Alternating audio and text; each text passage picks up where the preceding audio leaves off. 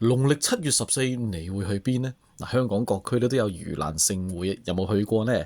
高士祖廟又去咗邊呢？唔知佢驚唔驚鬼啦。不過佢係走咗去拜鬼喎。首相本人呢，高士首相本人就冇自己去，不過成班日本嘅閣僚都去咗。日本自民黨高層呢就集體拜鬼。究竟邊個掩護邊個呢？8月15號即係農曆7月初3啦。鬼門關就啱啱開咗3日，亦都係日本戰敗投降嘅81週年。呢一日呢，日本首相高市早苗就搞咗一場堪稱政治行為藝術嘅表演，拜鬼。佢嘅人冇到，不過佢嘅錢即係溪錢咧就到咗。佢嘅姿態擺嘅姿態都到咗。咁高市早苗究竟上演咗乜嘢嘅行為藝術呢？又擺咗乜嘢姿態呢？佢究竟避咗咩嫌呢？又有啲咩盤算呢？我係 Dr. Raymond，等我哋一齊嚟講下高市早苗拜鬼的故事。唔係，喺天下觀察。我哋香港人咧，農曆7月咧，常常都會見到好多人喺街邊咧就燒街衣啦。大家頂籠都會即係講句就係：喂，唔好踩到啲衣紙灰啊！日本政壇農曆7月就犀利啦，唔係燒街衣啊，而係成班閣僚咧排晒隊，一個搭一個咁走去靖國神社上政治香喎。我哋香港盂蘭勝會咧就安撫孤魂野鬼嘅，當然仲有附薦啦。日本嘅自民黨咧就安撫啲右翼鬼咯。講翻8月15號咧，即係剛才我話農曆7月初3鬼門關啱啱開咗嘅第3日咧，亦都係日本戰敗投降第81週年嘅嗰日咧。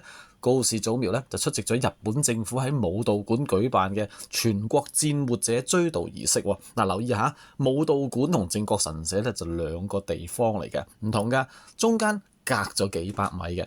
日本武道館咧本身就係一個公共場所嚟嘅，即係唔係啲咩神社啊，唔係啲咩宗教場所嚟嘅。原本咧就係為咗1964年嘅東京奧運嘅柔道比賽而建嘅。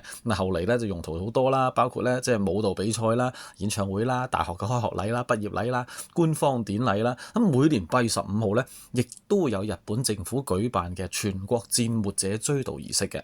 所以高市早苗咧就去武道館出席悼念儀式。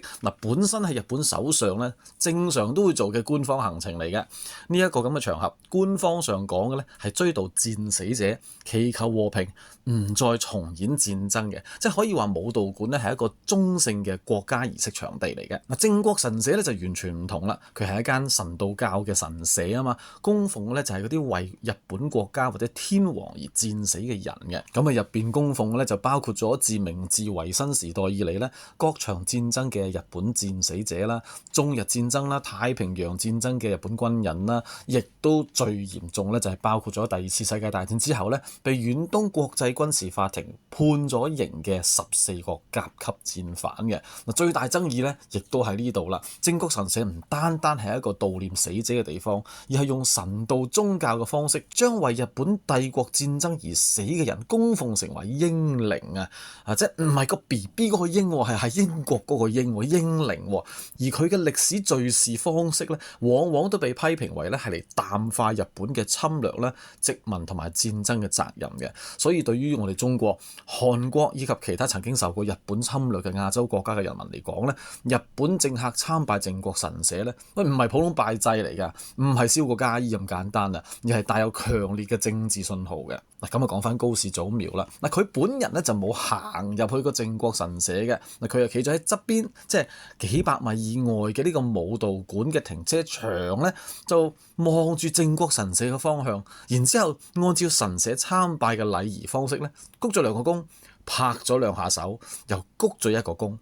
呢一種係日本形式嘅所謂遙拜，即係遙距拜祭啊。咁乜嘢係遙拜咧？又或者即係所謂嘅遙距拜祭咧？原來唔係簡簡單單咁就望住靖國神社方向鞠個躬就算嘅。原來日本嘅傳統入邊咧，如果你冇辦法親自前往神社咧，係可以面向神社嘅方向正式參拜嘅。咁亦都即係話咧，高市早苗雖然身體就冇行入去靖國神社，不過佢嘅靈魂人就已經參拜咗，佢嘅精神都已經參拜埋。所以如果從日本神道信仰嘅禮儀去睇嘅話，佢其實真真正正完完全全完成咗佢嘅參拜儀式嘅。嗱，不過唔單止係咁，佢仲以自民黨總裁嘅身份咧，就委託自民黨幹事長阿鈴木俊一咧自費就向靖國神社奉納咗所謂嘅玉串料啊，即係所謂啲即係金銀衣紙啊、元寶祭品啊乜都好啦。咁呢個就係一個祭祀費嚟嘅。嗱，高市早苗今次咧就搞咗一個人冇到、錢到、溪錢到、姿態都到嘅一個政治表演啦。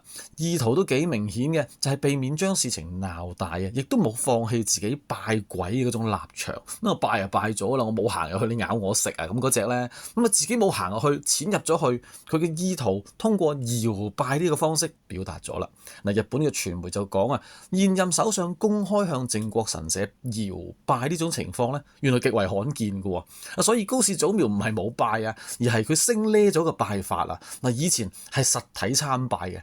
今次咧用一啲即係時尚啲嘅術語咧，佢係選擇雲參拜。喺日本政壇數碼轉型，連靖國神社都可以揾雲參拜。即係疫情時咧，如果大家仲記得我唔係好多 Zoom meeting 嘅，而家高市早苗嘅時代就有 Zoom worship 啊，係用呢個 Zoom 嚟拜，而且咧唔單止係佢一個人嘅喎。8月15號嘅當日咧，日本防衛大臣小泉進次郎、地方創新擔當大臣黃川田仁志咧、經濟安全保障擔當大臣小野田紀美同埋經濟財政擔當大臣城內實4個現任嘅內閣閣員咧，都先後前往靖國神社參拜嘅。同時亦都係連續第7年有日本現任閣員咧係喺呢一日去參拜靖國神社嘅。而更誇張嘅咧就係自民黨嘅高層咧都罕有咁樣集體現身。嗱，黨入邊嘅4大頭目咧，即係佢哋叫嘅黨四翼咧，其中3個幹事長鈴木俊一啦、總務會長有村智子啦、選舉對策委員長西村康稔咧，亦都喺呢一日同時參拜靖國神社嘅。由於過去自民黨嘅幹部咧喺呢一日往往都係即係個別單拖咁樣前去參拜咧，所以今次3個人一齊走去集體參拜咧，其實好罕見嘅。日本嘅媒體咧就引述自民黨嘅消息人士透露咧，就話今次咁樣集體去參拜幾乎冇先例啊！而鈴木俊一咧喺參拜完之後仲講咗一句嘅，佢話充分理解高市總裁即係高市早苗啦，平日對呢啲英靈嘅心意，因此咧係以代表本黨執行部嘅方式參拜，即係用呢個方式參拜就係佢嘅心意嚟嘅，即係講到明佢拜啦，你唔去你都有拜啦，你唔出現你都有 Zoom 啦，你唔去參拜你都有雲參拜咁話啦。而再講明啲嘅一句就係老大唔方便嚟，我哋咪替佢嚟咯。佢意到心到，所有嘢都到，錢到溪錢到，係只係個人嘅肉身唔到啫。佢出竅都嚟咗噶啦，佢即係嚟咗啦。嗱，呢個都仲未講完，大家記得嘛？剛才我哋話4大元老咧就3個去咗啊嘛，咁第4個去咗邊啊？原來第4個嘅自民黨總務調查會長啊小林英之咧都去咗拜嘅，不過佢遲咗少少。點解啊？因為千葉縣暴雨要去睇災民咁話，所以佢自己都獻上咗玉串料咁話嘅，即係都買咗嘢去拜啦。嗱，所以你睇下高市早苗搞嘅係一場分工明確嘅政治雙簧，佢本人負責避嫌，我企得好遠㗎，嗱，我手上唔關事㗎，我遙遠噏一噏咁啊拜一拜就係㗎啦。閣員咧，黨高層咧就負責係人到肉體到肉身到，佢本人唔行入去拜啫高市，但係要去嘅人，要交嘅錢，要燒嘅溪錢，要燒嘅冥鏹，要做嘅動作，一個都不少。大家可能咧覺得怪怪地喎，高市早苗唔係即係向來好強硬嘅咩？點解做咗首相之後大權在握，反而瞻前顧後啊，畏首畏尾啊，又要搖拜，又要叫人即係幫佢頂上咁？嗱，其實有可能係2層嘅計算嚟嘅噃。第一層嘅計算當然係安撫右翼嘅勢力啦。高市早苗喺做首相之前啊，係其實每年嘅8月15號都會去靖國神社參拜嘅。咁當然啦，佢嘅支持者亦都係期待佢做咗首相之後繼續咁做嘅。所以今年佢做咗首相啊，反而叫做肉身唔行入去喎。點解啊？因為佢都要計條數㗎嘛。你自己親自行個肉身入去嘅，外交成本極高啊！我哋中國同韓國肯定立即升級抗議，美日韓三邊合作又可能受到衝擊喎。仲唔好講11月佢仲話要肉身嚟呢個深圳參加我哋嘅 APEC 峰會添啊！到時其實不如都玩阿雲參與Zoom meeting 唔使佢肉身嚟㗎，條雲嚟就得㗎啦。咁到時我哋中國主場啊嘛，多多少少都唔可以即係事前咁囂張嘅，免得到時陷入一個即係得罪咗方丈你點走嘅一個困境咧。所以佢就揾嚟一個兩全其美嘅方法啦。人唔到不過要做嘅嘢就一件都冇少到。咩嗰啲鳳臘肉串料有，搖擺有，國員做代表有，黨高層集體站台都有，四大天王都嚟齊，咁明顯就係為咗咩安撫自己嘅支持者咯。出於種種原因，我個人去唔到，不過我要做嘅全部都做齊晒㗎啦。我仲喺隔離個停車場度呢，又鞠躬又拍手，再鞠躬添乜嘢都做足㗎啦。我哋香港人去日本旅行呢，就有代購自民黨所以就有代拜咯。國內有啦嘛，日本都有。拜啦嘛，高市早苗自己唔方便行下靖國神社，於是就叫埋晒啲國員高層做晒全套服務，有人到場，有人上香，有人交錢，有人出鏡添，咁即係可以話係靖國神社嘅 VIP 代拜團啦。咁有高市早苗嘅親信亦都解釋就話今次嘅搖拜呢，其實係當年嘅安倍晉三都曾經諗過採用嘅方式嚟嘅，而呢一個呢，亦都係當下所能夠做到最大嘅極限，可以呢，即係視作朝住現實現場參拜邁進1/4步咁話喎。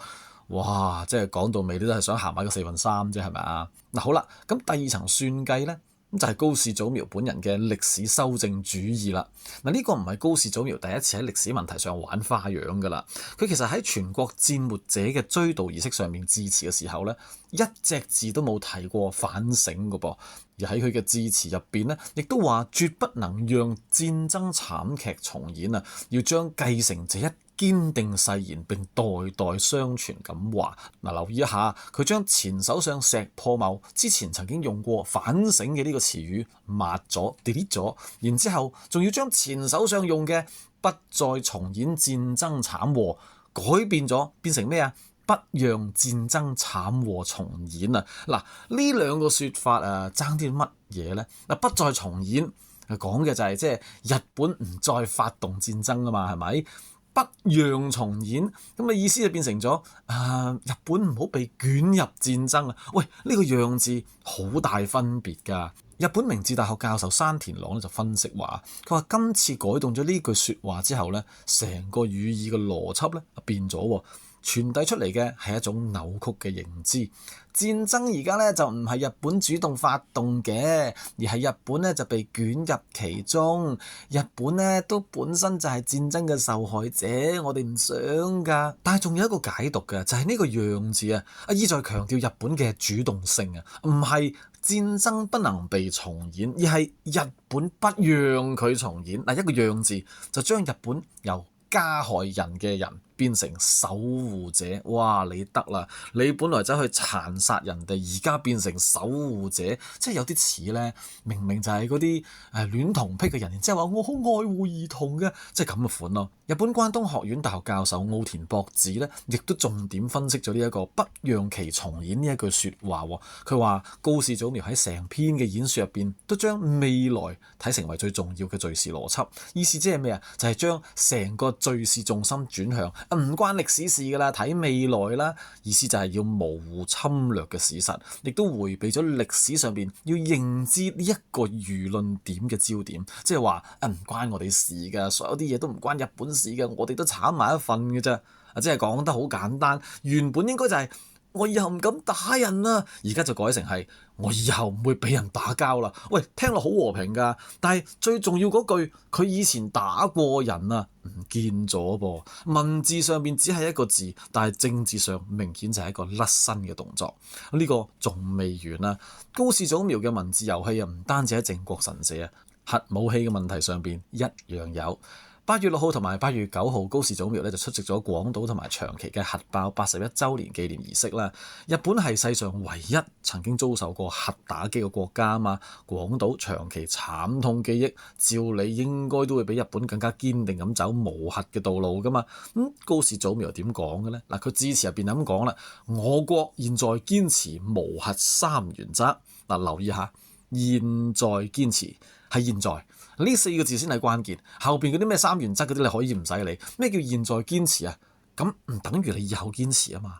刻意迴避咗對未來嘅立場表態，亦都留下咗無限嘅遐想，即係你後邊你嘅表態將會變成點樣呢？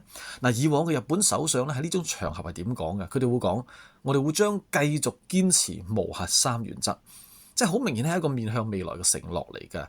咁乜嘢叫做無核三原則呢？邊3個冇呢？係不擁有、不製造同埋不引進武器嘅。咁高市早苗其實講緊話現在堅持啊，即係將來唔堅持。咁佢想改乜呢？原來佢想改一條就係不引進核武器嘅呢一條，即係佢仍然都唔擁有，亦都唔製造。不過呢，冇話唔引進核武器噃。嗱，點解佢想改呢一條呢？因為日本嘅右翼就認為啊，如果唔引進核武器呢，就會妨礙咗美國喺日本部署核武啊，亦都削弱咗美國保護日本嘅實際效用啦。換句話嚟講，佢就想希望美國嘅核武器入咗日本嘅地方。嗱，咁但係大家都知嘅啦，我哋中國人有句説話啊嘛，請神容易送神難。咁啊，所謂嘅即係修改不引進呢個講法，講白啲嘅就係你開道門俾啲美國嘅核武器擺入你屋企。問題係核武器呢家嘢就唔係借把遮咁簡單啊嘛。今日話擺住把遮喺你屋企，喂，而家唔係把遮啊，係核彈啊。聽日你成屋嘅人都要睇我面色啊，連你隔離左右都要睇我面色啊，因為我有個核彈擺咗喺你屋企啊嘛。其實高市早苗喺做首相之前呢，就已經公開主張話要修改無核三原則㗎啦。不過做咗首相之後，即係面對係唔係繼續堅持嘅質詢嘅時候呢，佢成日都曖曖昧昧咁樣，都唔知佢點。講到尾，佢都係想改嘅。其實，但留意佢點樣曖昧法喎。嗱，高市早苗咧就將原本嗰句將繼續堅持無核三原則嘅將繼續3個字拎走咗，就講現在堅持。嗱，呢3個字一改，意思完全唔同晒。將繼續堅持係即係咩啊？承諾不變。現在堅持咧，我講下而家堅持先啦，未來改唔改啊？冇講清楚㗎嚇，大家自己諗啦。我如果將個情況講成為愛情咧，你就完全明白㗎啦。即係現在堅持同將繼續堅持就爭好遠㗎。假設你女朋友問你：你愛我嗎？然之後你答佢：我現在愛你，我而家愛你。我聽完之後你都心寒啦，咁即係聽日唔愛我，後日唔愛我啦，係咪先？咁，你係咪真係要離開我啊？而家嗱，所以唔可以答我現在愛你，應該要答我愛你，得唔得啊嘛？佢唔可以答呢句啊，因為佢真係諗住唔愛佢啊嘛。所以好多媒體都注意到呢個變化嘅，就話高市嘅措辭方面同咁多任嘅以前嘅首相咧，日本首相咧都有啲唔同嘅，並且係冇明確咁表示日本將繼續維持呢個原則。咁最耐人尋味嘅地方係咩咧？就喺紀念儀式之後嘅記者會上面咧，有記者問佢話：喂，你到底堅唔堅持㗎？你到底愛不愛我咋？咁高市早苗就話啦：安保3文件咧就修訂緊，而家評論內容咧就為時尚早咁話喎。哇，係即係等於你愛我嗎？然之後佢就話現在愛，但係問題就係咁將來愛唔愛啊？而家時候還尚早啊，修訂中啊，你聽落去你起唔起火啊？嗱，佢嘅內閣閣員咧都呼應造勢嘅噃。防衛大臣小泉進次郎咧喺7月一個電視節目裏邊咧就公開提到啊，日本應該毫無禁忌咁樣討論同核武器相關嘅政策喎。咩叫毫無禁忌啊？即係咩都傾得啦，包括自己擁有核武、自己生產定自己點啊？而高市早苗而家做緊嘅，正正就係為呢一種咁嘅政治決策鋪路。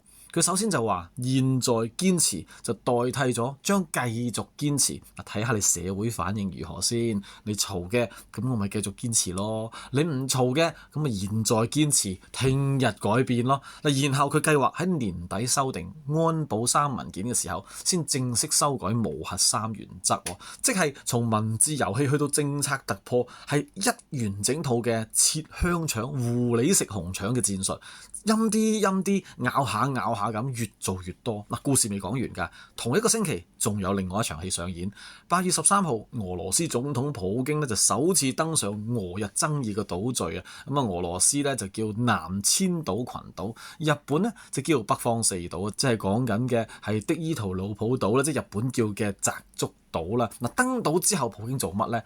視察下啲水產品嘅加工啦，參觀下學校啦、醫院啦，同啲學生交流下啦，仲喺島上面食咗啲當地生產嘅魚子醬喎。嗱，普京喺島上面食魚子醬啊，同學生影相啊，睇起嚟就係視察自己嘅產業園啦，係俄羅斯常態疆域嚟噶嘛，而唔係爭議領域啊嘛。咁高市早苗咩反應咧？佢就話：北方四島係日本嘅固有領土，普京咁嘅行動絕對無法接受。嗱，俄羅斯咧就於是直接搬出呢個波茨坦公告，就話呢一份1945年當年確立嘅二戰後國際秩序嘅文件入邊寫明嘅日本主權僅限於本州、北海道、九州四國同埋同盟國所決定嘅其他小島。按照俄方嘅解讀，南千島群島顯然就唔喺度嘅。嗱，你睇睇呢度出現咗一個好大嘅諷刺嘅。同一個星期，日本做咗兩件事。8月13號嘅時候，日本抗議普京登島啊嘛，就話呢個係挑戰戰後國際秩序。8月15號，日本4個現任內閣閣員同埋自民黨高層就一齊走去拜靖國神社啊嘛，而靖國神社入邊供奉嘅係乜嘢啊？14名甲級戰犯，正正就係遠東軍事法庭講緊係東京審判所判決嘅戰犯。你日本抗議人哋挑戰戰後秩序嘅同時，你自己就參拜戰後秩序所定嘅戰犯。一個星期之內，日本喺靖國神社問題上面就搞搖拜啦、雲拜啦，甚至雲閃赴溪前。咁喺核武器上邊咧，就將繼續堅持就改成現在堅持。喂，你咪就係自己挑戰緊戰後秩序嘅兩條紅線咩？而8月15號本身唔係就本來就係日本應該係反思下佢嗰啲侵略歷史嘅日子咩？不過高市早苗就係用一個字嘅改動，然之後一個停車場嗰個工，再加埋一筆交俾別人嘅雲閃付祭祀費，咁就變成有一日我冇去，但係我拜咗神社、拜咗鬼嘅表演。你想象一下，高市早苗呢一種所謂嘅避嫌啊，真係除咗喺農曆7月氹鬼食豆腐嘅節日之外，仲可以呃到邊個啊？所以大家小心啊！如果將來高市早苗話我 work from home 㗎，我在家處理日常政務㗎，佢成日咁講㗎嘛。你留意一下佢個 WFH 個 work from home 個 W 其實係 worship from home 啊！我喺屋企都拜靖國神社㗎，小心佢出蠱惑啊！我係 Dr. Raymond，下次再同大家天下觀察。